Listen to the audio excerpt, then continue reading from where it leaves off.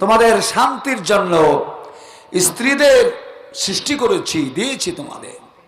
তাদের সাথে ভালো কথা বলো।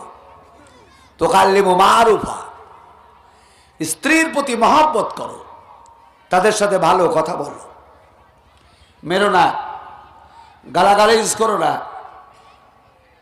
এটা তোমার সাথী।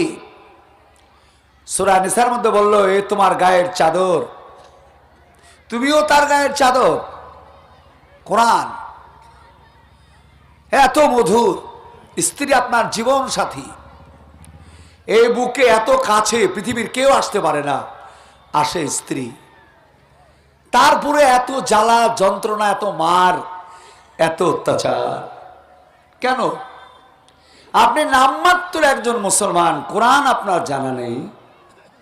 ছোট্ট একটা কোরআনের আয়াত বললো তাসকুনু ইলাইহা তুকাল্লিমু মারুফা, তোমাদের শান্তির জন্য স্ত্রীকে তৈরি করেছি। স্ত্রী ছাড়া পৃথিবীতে কোনো কিছুতে শান্তি নাই। বাংলাদেশ বরিশাল ডিস্ট্রিক্ট, একটা নদী পার হতে হবে, নদীর মোহনায় এক যুবক বসে আছে। তো যুবকের মনে শান্তি নাই। ওর দিকে তাকায় দেখে উস্কো খুস্কো। জিজ্ঞেস করলাম, ব্যাপার কি তোমার এরকম অবস্থা, তোমার শরীরে, তোমার মন মেজাতে? তো হুজুর কি কইব, কই এত সমাধান হইব না, কি কইব, কি কইয়া কি কমু, কই এত সমাধান হব না। আমাগোর স্ত্রী ছিল, মাইরা হালাইছে, স্ত্রীকে মেরে ফেলেছে, ফেলে এখন চিন্তিত। এই পুরুষ আত্মা ও দেহ, মন ও শরীরে যে খাবারটুকু দরকার সেটা নারী। ওই প্রয়োজন, ওই মিষ্টি, ওই মধু গোটা পৃথিবীর মতো যদি 10টাও পৃথিবী আপনাকে দেওয়া হয়, তবুও আপনার স্বাদ আসবে না। আর আপনি স্ত্রীকে হত্যা করেছেন। ঠিক, টাকায় কি হবে?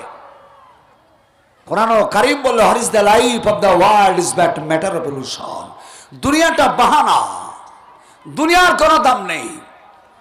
একটা যদি মশার ডেনার সমান পৃথিবীর দাম থাকতো, আমি বেঈমানকে রুজি দিতাম না।